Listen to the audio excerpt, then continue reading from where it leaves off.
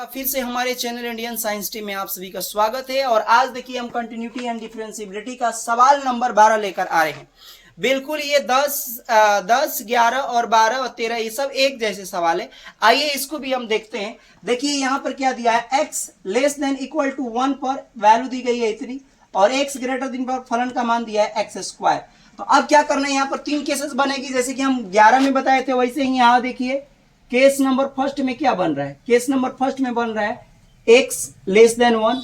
Case number 2 में क्या बन रहा है, केस नंबर 2 में बन रहा है x बराबर 1, x बराबर 1। और केस नंबर 3 में क्या बन रहा है, केस नंबर 3 में बन रहा है आपको x ग्रेटर देन 1। ठीक ना। तो चलिए हम इसमें भी देखिए, आपको ये और ये चेक ना भी करेंगे तो भी चलेगा, केवल x बराबर 1 पर चेक कर लीजिए तो भी आपको पता चल जाएगा कि कंटिन्यूअस है कि डिसकंटिन्यूअस, यानी संतत है कि असंतत। और आपको पता है कि ग्रेटर देन और लेस देन पर ये संतत ही होगा, क्योंकि ये पॉलिनोमियल फंक्शन है, यानी बहुपदीय व्यंजक है, इसलिए संतत होगा। तो चलिए हम लोग करते हैं, पहले हम केस नंबर फर्स्ट उठाते हैं। केस नंबर फर्स्ट क्या है, x लेस देन 1 है। इंक थोड़ी सी देख लें, खत्म हो गई है ना। चलिए x लेस देन 1 पर हम लोग चेक करते हैं, या इसी को लिख सकते हैं xc लेस देन 1। और ये भी ध्यान रखिएगा c बिलोंग्स टू किस में, r में होना चाहिए, c सभी r में होना ही चाहिए। तो अब आगे हम लोग बढ़ते हैं। चलिए तो इसमें क्या निकालते हैं हम लोग, लेफ्ट हैंड लिमिट। पहले फंक्शन तो देख लो, लेस देन पे फंक्शन कौन है, लेस देन पे फंक्शन दिया है ये, इस फंक्शन को उतार लेते हैं।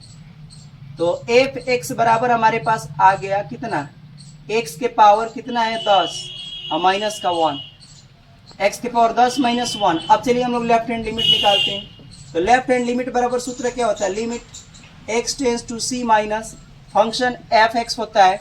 फिर उसके बाद हम लोग लिखेंगे, अब c की जगह पर हमको आपको ca रखना है, और लिमिट फंक्शन कौन सा मिलेगा, यही फंक्शन मिल जाएगा।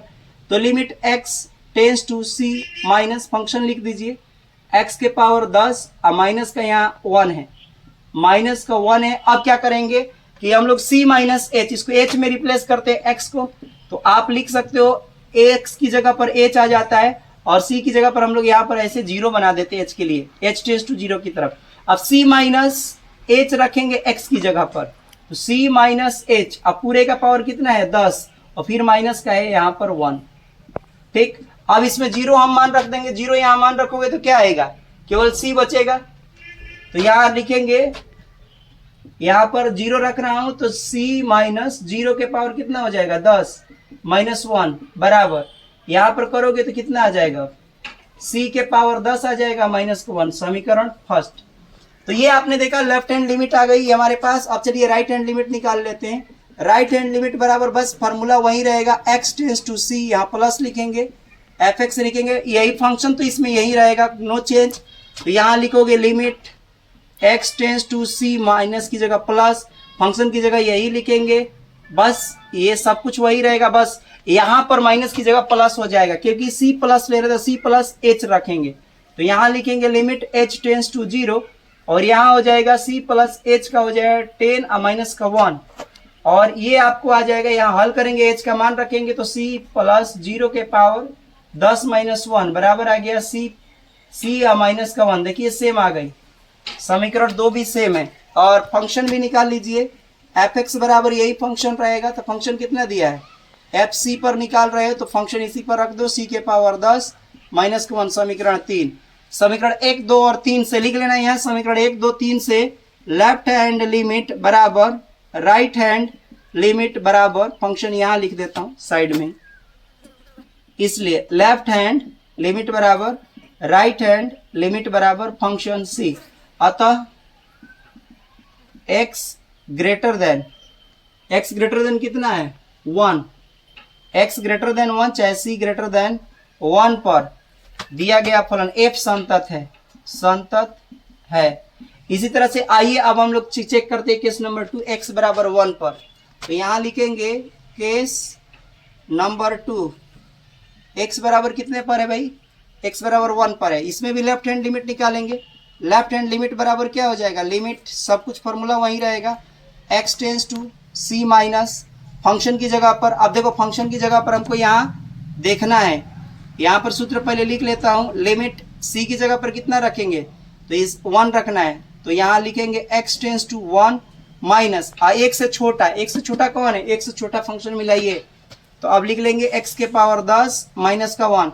अब इसको h में रिप्लेस करो इसको, तो h में करने के लिए क्या लिखते हैं, लिमिट h टेंस टू 0, और यहाँ लिखेंगे हम लोग कितना, 1 माइनस 0, x की जगह पर जहाँ जहाँ x वहाँ 1 माइनस h, तो 1 माइनस h का स्क्वायर 10 है तो 10 लिख देंगे, और माइनस का ये 1 हो गया। अब वैल्यू हम लोग इसमें पुट कर देंगे 0 वाला, चलो 0 यहाँ रखते हैं, तो 1 माइनस 0 का कितना आ जाएगा 10, माइनस का 1, यहाँ तो 10 1 के पावर 10 करोगे तो 1 ही आएगा, और माइनस का 1 में से 1 गया तो कितना बचा 0। समीकरण फर्स्ट इसको मान लेते हैं। अब आइए राइट हैंड लिमिट निकाल लेते हैं। राइट हैंड लिमिट बराबर लिमिट, यहाँ x tends to c plus हो जाएगा, फंक्शन लिखेंगे, प्लस की जगह पर 1 रखेंगे, यहाँ पर एक प्लस कर देंगे, सब कुछ वैसे ही करते चले जाओ। x टेंस टू 1 यहाँ पर केवल प्लस करना है, यहाँ पर फंक्शन आप देखो 1 प्लस 1 से ज़्यादा कौन मिल रहा है, 1 से ज़्यादा फंक्शन मिला है एक्स स्क्वायर, 1 से ज़्यादा ये मिल रहा है, तो फंक्शन आ गया कि बार एक्स स्क्वायर।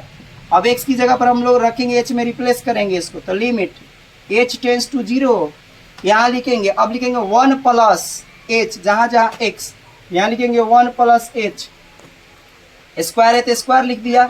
अब इसको a प्लस बी के होल स्क्वायर पे ऑक्यूपेंट करोगे, या तो डायरेक्ट 0 रखो तो कितना आ जाएगा, 1 प्लस 0 का स्क्वायर बराबर ही कितना आ जाएगा 1, केवल 1। अब देखो यहाँ पर दोनों आपस में बराबर नहीं आए, ये 0 आया है, ये 1 आ गया। चलो फंक्शन भी निकाल के देख लेते हैं। एफ एक्स बराबर लिखेंगे, एफ कितना पर 1 पर निकाल रहे, चाहे 1c लिख लो, फिर f1 लिख लो तो भी चलेगा, 1 पर 1 बराबर ये वाला फंक्शन मिल रहा है, तो फंक्शन मिल रहा है तो 1 के पावर 10 माइनस 1, 1 माइनस 1 बराबर आ गया 0, समीकरण नंबर 3। तो आपने देखा कि यहाँ भी 1 2 3 से स्पष्ट होता है कि लेफ्ट हैंड लिमिट और राइट हैंड लिमिट बराबर नहीं है आपस में, तो लिख लेंगे left hand limit not equal to right hand limit not equal to function 1, अतः इस पर भी क्या नहीं है ये, अतः x c कितना पर c बराबर 1, चाहे x बराबर 1 भी लिख सकते हो, x बराबर 1 पर f संतत नहीं है। यहाँ तो संतत नहीं है, यानी यहाँ संतत बिंदु आपको मिल गई यहाँ पर, तो असंतत बिंदु क्या है, इसलिए असंतत्य बिंदु x बराबर 1 ये प्राप्त हो गया। एक बार आंसर तो ये मिल गया। अब आइए केस नंबर 3 को हम इसी में कर देते हैं जल्दी से, तो केस नंबर मैं इसी में कर देता हूँ, ध्यान से देखिए, यहाँ लिख देता हूँ 1 2 3, केस नंबर 3। यहाँ पर केस नंबर 3 में ग्रेटर है तो यहाँ ग्रेटर लगा दो, सब कुछ अब वही करना है। तो ग्रेटर वाले में फंक्शन कौन लेना है, ग्रेटर वाले में फंक्शन लेना है एक्स स्क्वायर, तो यहाँ केवल हम ले लेंगे एक्स स्क्वायर। अब सब में एक्स स्क्वायर कर देना है, यहाँ पर यहाँ भी एक्स स्क्वायर। अब यहाँ मान रखेंगे तो कितना आ जाएगा, यहाँ c माइनस एच, क्या लिखेंगे c माइनस एच का स्क्वायर, और यहाँ पर वैल्यू जब आप पुट करोगे तो कितना आ जाएगा, 0 रखेंगे तो यहाँ हो जाएगा c माइनस 0 बराबर क्या आ गया, या सी स्क्वायर हो जाएगा, ध्यान रखिएगा, केवल बचेगा सी स्क्वायर फर्स्ट। ऐसे ही राइट निकालेंगे, राइट हैंड लिमिट यहाँ भी हम लोग लिखेंगे, फंक्शन यही रहेगा, ध्यान रखिएगा c प्लस पर, सेम यहाँ पर भी लिखेंगे, बस यहाँ माइनस की जगह पर क्या लिखना है आपको, यहाँ प्लस कर देना है, यहाँ पर आपको स्क्वायर कर देना है, ये सब हटा दो, ठीक, बाकी ये सब भी मैं हटा देता हूँ। मान रखो 0 वाला रखोगे तो c प्लस 0 हो जाएगा स्क्वायर, और इसको भी हटाएंगे तो सी स्क्वायर आ गया, समीकरण 2 ये भी सेम है। अब ये फंक्शन x c बराबर, इस पर भी निकाल लेते हैं, फंक्शन x है तो c की जगह पर स्क्वायर हो जाएगा, डायरेक्ट हो गया समीकरण 1।